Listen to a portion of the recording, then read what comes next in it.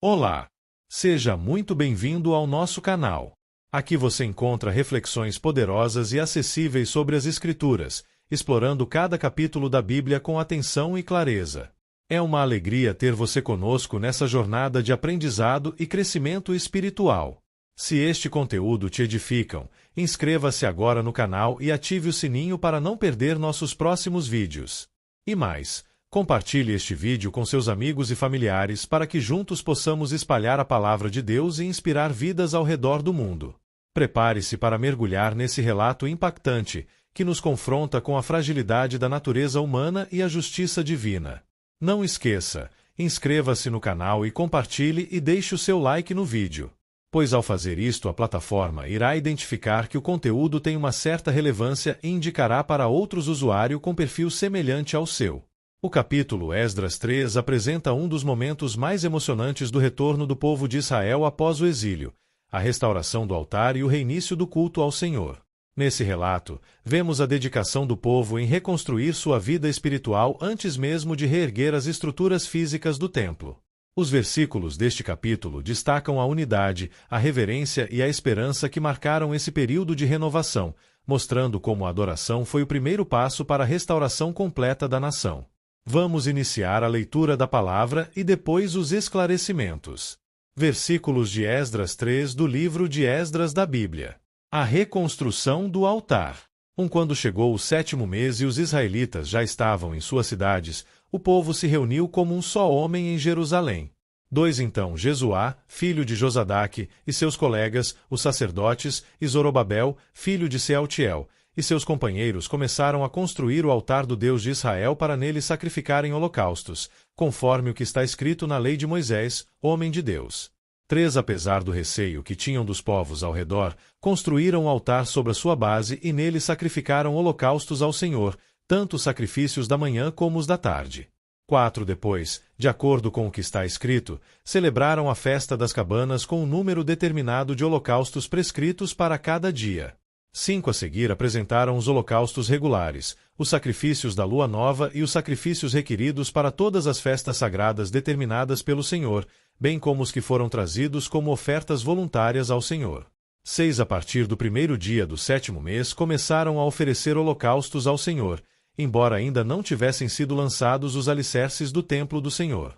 Reparação dos alicerces do templo. Então eles deram dinheiro aos pedreiros e aos carpinteiros, e deram comida, bebida e azeite ao povo de Sidom e de Tiro, para que, pelo mar, trouxessem do Líbano para Jope toras de cedro. Isso tinha sido autorizado por Ciro, rei da Pérsia.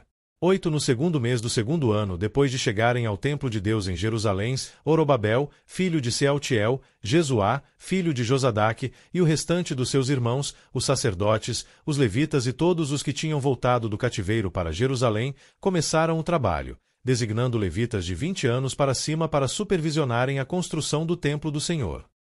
Jesuá, seus filhos e seus irmãos, e Cadmiel e seus filhos, descendentes de Odavias, e os filhos de Enadade, seus filhos e seus irmãos, todos eles levitas, uniram-se para supervisionar os que trabalhavam no templo de Deus.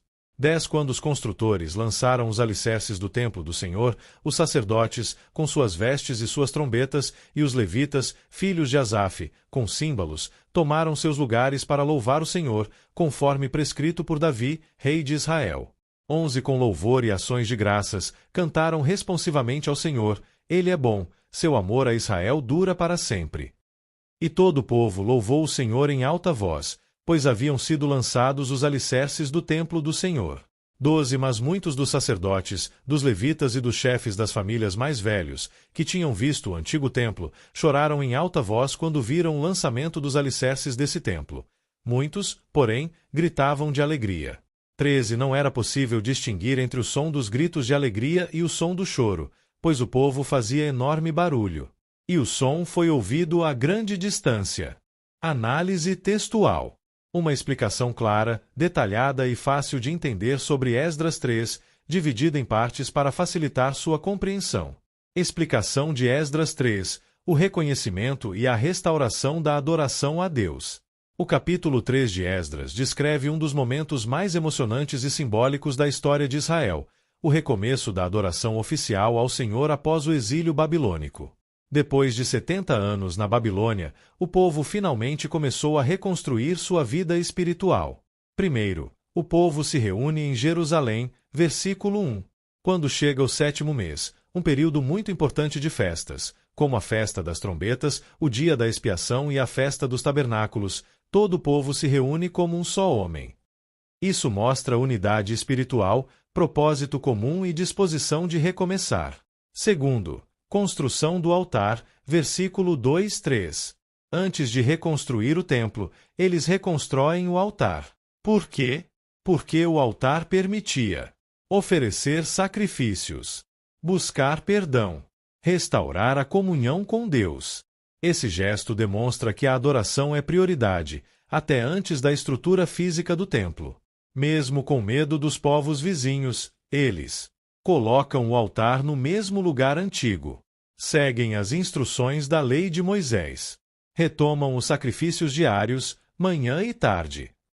A mensagem aqui: eles escolhem obedecer a Deus mesmo com medo, confiando que Ele os protegeria.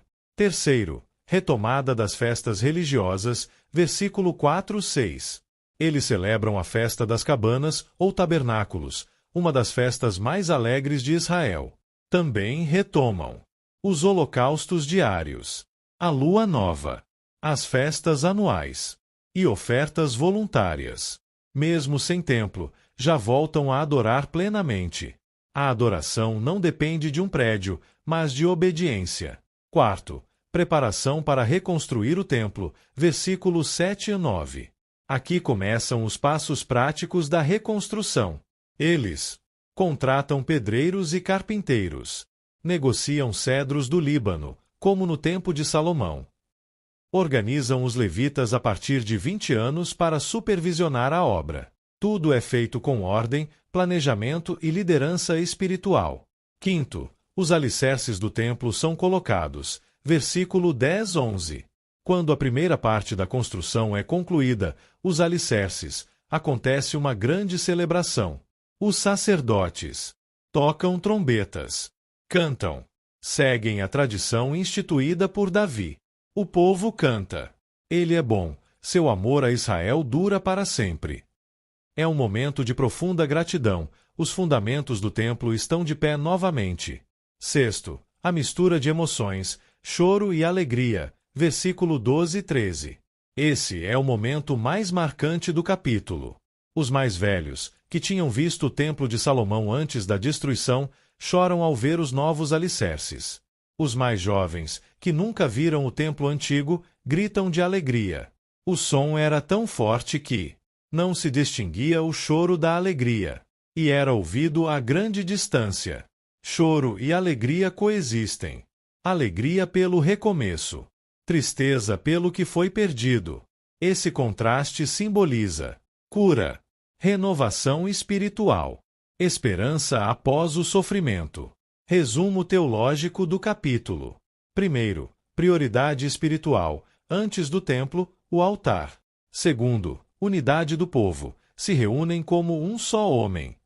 Terceiro, adoração mesmo com medo, confiança em Deus. Quarto, obediência à lei, seguem Moisés e Davi. Quinto, renovação, reinício da vida com Deus. Sexto, memória e esperança caminhando juntas, choro e alegria. Em outras palavras, Esdras 3 mostra que a reconstrução espiritual vem antes da reconstrução física. 1. Mesmo com medo, o povo coloca Deus no centro novamente. 2. Os alicerces são lançados não apenas do templo, mas da fé coletiva. 3. Emoções se misturam. O passado é lembrado, mas o futuro é abraçado. E chegamos ao fim de mais um vídeo.